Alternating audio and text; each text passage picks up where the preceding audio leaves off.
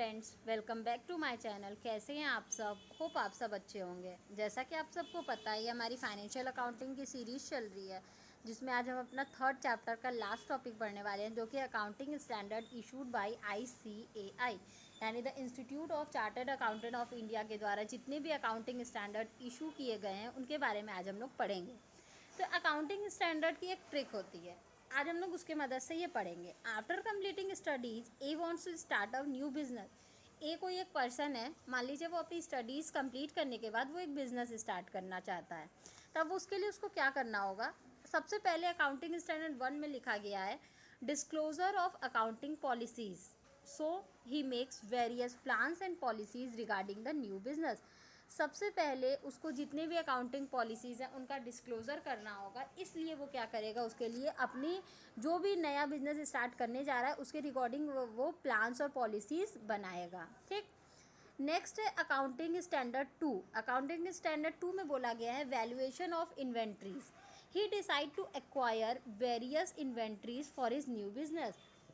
अब वो देखेगा उसको अपने नए बिजनेस के लिए कौन कौन से इन्वेंट्रीज की ज़रूरत है, वो डिसाइड वो करेगा। ठीक। अकाउंटिंग स्टैंडर्ड 3 में बोला गया है cash flow statement, because he know that by selling inventories he will get cash flow. ठीक है। अब देखिए, जो थर्ड स्टेप होता है, थर्ड अकाउंटिंग स्टैंडर्ड में बोला गया है कि कैश फ्लो स्टेटमेंट बनाना होगा। क्यों?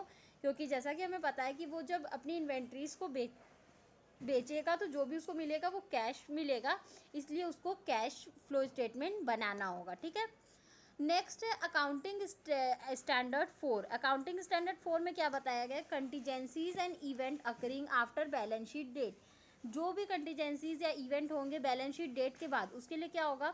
But he is not aware of various contingencies and his stocks were destroyed. ठीक है। जैसा कि उसको बहुत सारे कंटीजेंसीज के बारे में नहीं पता है और उसके स्टॉक्स भी क्या हो गए हैं? ख़राब हो गए हैं, डिस्ट्रॉय हो गए हैं। नेक्स्ट है अकाउंटिंग स्टैंडर्ड 5 में बताया गया है कि नेट प्रॉफिट और loss for the period, prior period item and changes in accounting policies. ठीक है। जितने भी नेट प्रॉफिट है या लॉस है उस पीरियड के या उस पीरियड से पहले जो प्रॉफिट या लॉस है, item and changes in accounting policy, या फिर अकाउंटिंग चेंजेस में किसी भी तरीके का आइटम का चेंजेस हुआ है तो the fire took place because of wrong electrical wiring done in the prior period. अब वो क्या कर दिया, पहले ही वो गलत वायरिंग इलेक्ट्रिकल करवा लिया था, जिसके वजह से उसके बिजनेस में आग लग गया। ठीक। नेक्स्ट है अकाउंटिंग स्टैंडर्ड 6 डेप्रिसिएशन अकाउंटिंग। इसमें हमें क्या बताया जाता है? ये जितने भी अकाउंटिंग स्टैंडर्ड के आगे जो लिखा हुआ है ना, वो बताया गया है कि इस अकाउंटिंग स्टैंडर्ड में इसके बारे में बताया गया, और जो नीचे वो जो छोटा सा दिया है वो ए बिजनेस स्टार्ट करने जा रहा है तो उसके बारे में दिया हुआ है। तो जैसे अकाउंटिंग स्टैंडर्ड 6 में हमें बताया गया है डेप्रिसिएशन के बारे में। Due to fire all the assets get depreciated. ठीक है। अब देखिए, यहाँ अकाउंटिंग स्टैंडर्ड 6 में डेप्रिसिएशन के बारे में बताया गया। तो जैसा कि हम लोग अकाउंटिंग स्टैंडर्ड 5 में पढ़े कि उसके जो सारे असेट्स थे वो जल गए थे, जिसकी वजह से अब जो उसके एसेट्स की वैल्यू हो गई वो क्या हो गई? डेप्रिशिएट हो गई, यानी कम हो गई। अकाउंटिंग स्टैंडर्ड 7 में बताया गया है कंस्ट्रक्शन कॉन्ट्रैक्ट के बारे में। After the business loss he is now going to construct a new business. जैसा कि अब हम जाने कि उसका बिजनेस जो था वो फायर में जल गया, तो अब नए जलने के बाद वो क्या करेगा? नया बिजनेस वो ओपन करने के बारे में सोचेगा। ठीक है। नए बिजनेस को बनाने के बारे में सोचेगा, तो उसके लिए वो जो भी अकाउंटिंग स्टैंडर्ड का यूज़ करेगा वो कौन सा अकाउंटिंग स्टैंडर्ड है? अकाउंटिंग स्टैंडर्ड 7, जिसमें कि कंस्ट्रक्शन कॉन्ट्रैक्ट के बारे में बताया गया है।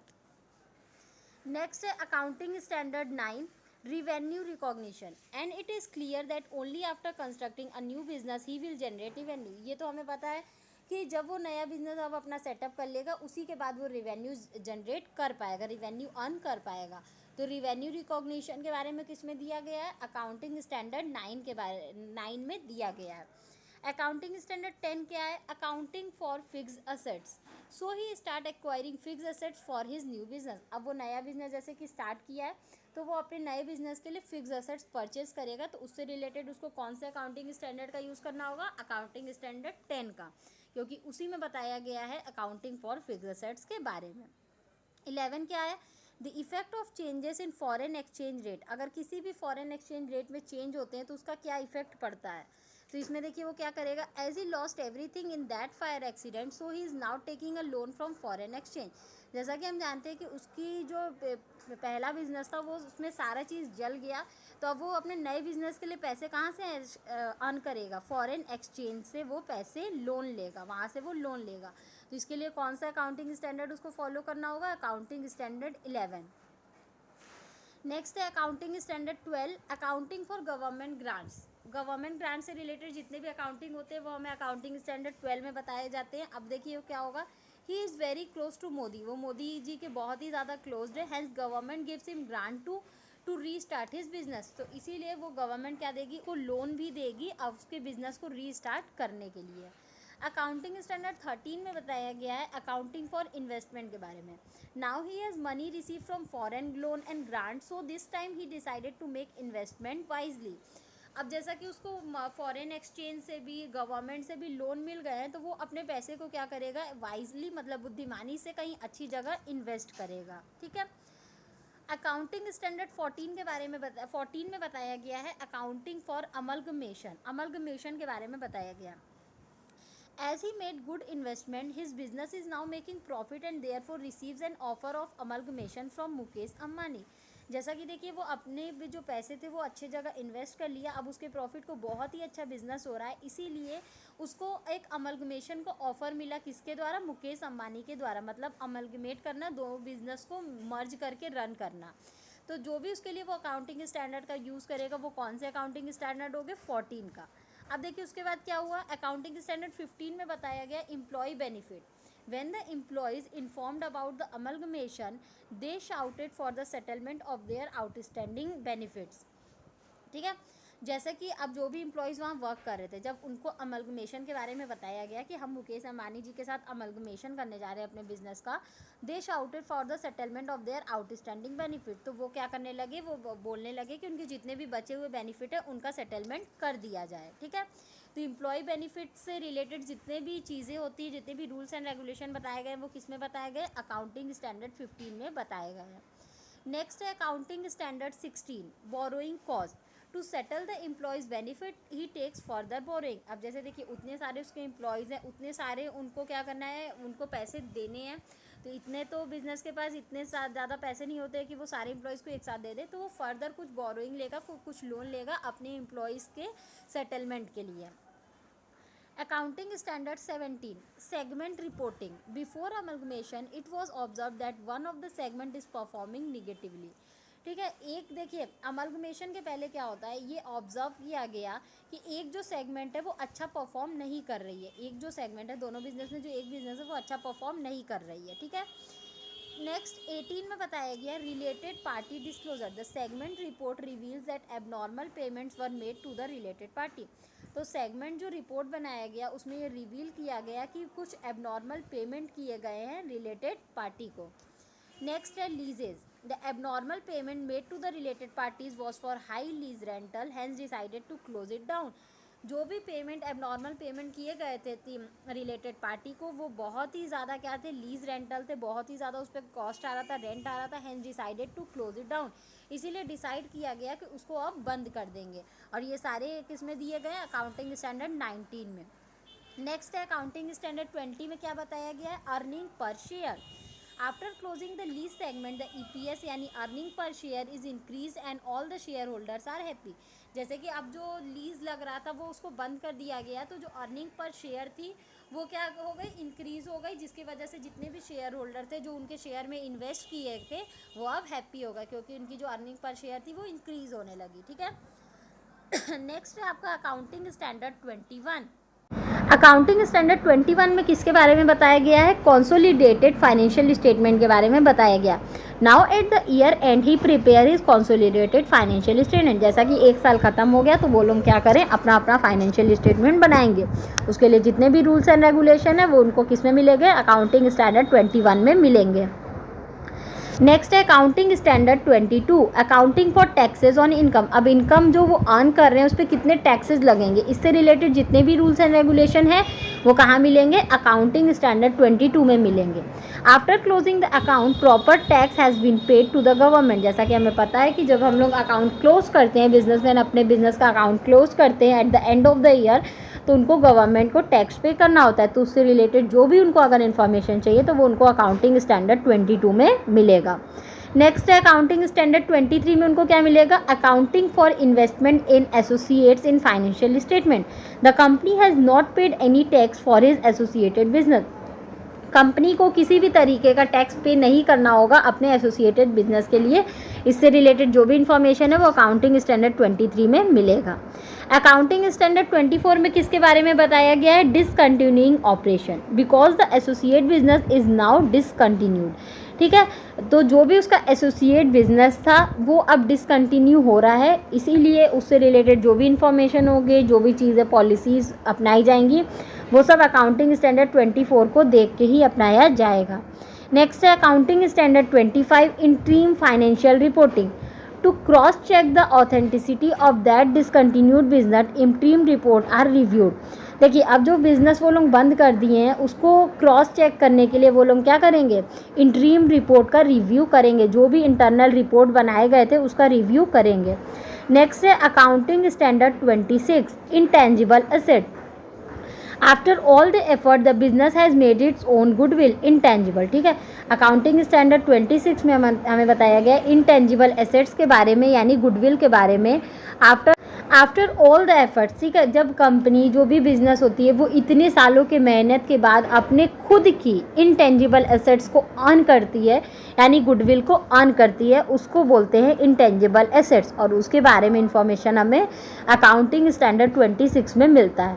नेक्स्ट है आपका accounting standard 27, financial reporting of interest in joint venture. Due to his goodwill he is now going to enter into a very big project through joint venture. वो जैसा कि जो जब कोई भी बिजनेस है, बिजनेसमैन है, उसका मार्केट में जब गुडविल क्रिएट हो गया तो वो अब क्या करेंगे, एक नए प्रोजेक्ट में, बहुत ही बड़े प्रोजेक्ट में एंटर करने जा रहे हैं, थ्रू जॉइंट वेंचर के थ्रू वो एंटर करने जा रहे हैं। नेक्स्ट है अकाउंटिंग स्टैंडर्ड 28 में बताया गया है impairment of assets. After completing the joint venture the assets are not justify the book value of a few of the assets, hence result impairment of asset. ठीक है, जब वो जॉइंट वेंचर कंप्लीट हो गया, ठीक है, जब वो सारे कॉन्ट्रैक्ट हो गए तो जो एसेट्स थे वो पाए गए कि वो बुक वैल्यू पे नहीं है, उनके जो कुछ एसेट्स है वो बुक वैल्यू पे नहीं है, जिसकी वजह से उनका इम्पेयर कर दिया गया, इम्पेयरमेंट ऑफ एसेट्स कर दिया गया, उनको अलग अलग कर दिया गया। अकाउंटिंग स्टैंडर्ड 29 में बताया गया है provision, contingent liability and contingent assets के बारे में। During the joint venture a labour got injured and filed a case against the company. देखिए, जब जॉइंट वेंचर हुआ तो एक लेबर इंजर्ड हो गया और कंपनी के खिलाफ एक केस फाइल कर दिया, which is creating a contingent liability, जो कि कंपनी पे एक कंटीजेंट लाइबिलिटी है, मतलब उसका पेमेंट उसको कंपनी को करना होगा। उस लेबर के जितने भी अब एक्सपेंसेस होंगे, वो जो इंजर्ड हो गया उसके जितने भी एक्सपेंसेस होंगे वो किसको पे करना होगा, कंपनी को, और कंपनी के लिए क्या है, कंटीजेंट लाइबिलिटी है फॉर द बिजनेस। ठीक है, नेक्स्ट है अकाउंटिंग स्टैंडर्ड 30 में बताया गया है फाइनेंशियल इंस्ट्रूमेंट के बारे में, recognition and measurement. The amount of money payable to the labour is measure by the court. जितना भी अब अमाउंट दिया जाएगा उस लेबर को, ठीक है, अब लेबर का तो एक्सीडेंट हो गया तो अब ऐसा तो नहीं वो बोलेगा 1 करोड़ लग गया मेरे इलाज में तो 1 करोड़ कंपनी पे करेगी। वो जो अमाउंट होगा वो डिसाइड कौन करेगा, वो हमारी कोर्ट डिसाइड करेगी। इसीलिए उससे रिलेटेड जितने भी इंफॉर्मेशन है वो हमें अकाउंटिंग स्टैंडर्ड 30 में मिलेंगे, क्योंकि उसी में बताया गया है सारे फाइनेंशियल इंस्ट्रूमेंट के बारे में। ठीक है, कि कैसे रिकॉग्निशन होगा, कैसे उसका मेजरमेंट होगा। नेक्स्ट है आपका अकाउंटिंग स्टैंडर्ड 31। अकाउंटिंग स्टैंडर्ड 31 में क्या बताया गया है, फाइनेंशियल इंस्ट्रूमेंट प्रेजेंटेशन के बारे में। And an order has been pass to present the required money to the labour. फिर क्या किया गया, फाइनेंशियल इंस्ट्रूमेंट प्रेजेंटेशन, मतलब अब जब वो कोर्ट फाइल, वो तो केस फाइल कर दिया कि मुझे इतने पैसे चाहिए, कोर्ट के द्वारा वो अप्रूव कर दिया गया कि उसको इतने पैसे देने चाहिए। तो अब जो भी बिजनेस है उसका क्या होगा, उसको वो पैसे देने होंगे उस लेबर को। एक ऑर्डर पास हुआ, have been pass to present the required money to the labour. जितने भी जो कोर्ट ने बताया कि इतने अमाउंट आपको देने होंगे वो उसको लेबर को देने होंगे। अकाउंटिंग स्टैंडर्ड 32 में बताया गया है कि financial instrument disclosure for the closure of the case. ठीक है, लास्ट और एट लास्ट क्या होता है, जब वो पेमेंट कर देता है, ठीक है, जो भी बिज़नेस है वो जितने भी अमाउंट बताए गए कोर्ट के द्वारा कि आपको एक जो भी एक्सीडेंट हुआ लेबर का उसके लिए आपको इतना पे करना होगा, जब जो हमारी बिज़नेस होती है, कंपनी होती है, वो उसको पे कर देती है लेबर को, तो उसके बाद क्या होता है, वो उस केस का क्लोज़र हो जाता है, वो केस बंद कर दिया जाता है। क्यों? क्योंकि लेबर का एक्सीडेंट हुआ, उसको जितने पैसे चाहिए थे, जितने पैसे उसके इलाज में खर्चा हुए, वो कोर्ट के द्वारा अप्रूव कर दिए गए कि इतना पैसा बिज़नेस के द्वारा दिया जाएगा, और जब बिज़नेस उस पैसे को पे कर देती है तो वो केस क्या हो जाता है, बंद हो जाता है, जो केस लेबर ने फाइल किए थे कंपनी के खिलाफ। ठीक है, तो ये जो हमारा था अकाउंटिंग स्टैंडर्ड 32 तक था। अकाउंटिंग स्टैंडर्ड 1 से अकाउंटिंग स्टैंडर्ड 32 तक में जितने भी इन्फॉर्मेशन दी गई हैं, जब भी कंपनी को, बिज़नेस को किसी भी तरीके के इन्फॉर्मेशन को लेना हो, किसी भी तरीके से इन्फॉर्मेशन लेना हो, ठीक है, किसी भी टॉपिक पे, तो वो पर्टिकुलर उस अकाउंटिंग स्टैंडर्ड को फॉलो कर सकता है और वहाँ से वो सारी इन्फॉर्मेशन ले सकता है जिस चीज़ की इन्फॉर्मेशन उसको चाहिए। होप आपको ये टॉपिक समझ में आया होगा। फिर भी किसी को कहीं कोई भी प्रॉब्लम हो तो आप मुझे कमेंट सेक्शन में कमेंट करके पूछ सकते हैं। Thank you so much. Please like, subscribe and share my channel. किसी को इस सब्जेक्ट या किसी भी सब्जेक्ट के नोट्स परचेज करने हो तो वो मेरा डिस्क्रिप्शन बॉक्स चेक कर सकता है। Thank you.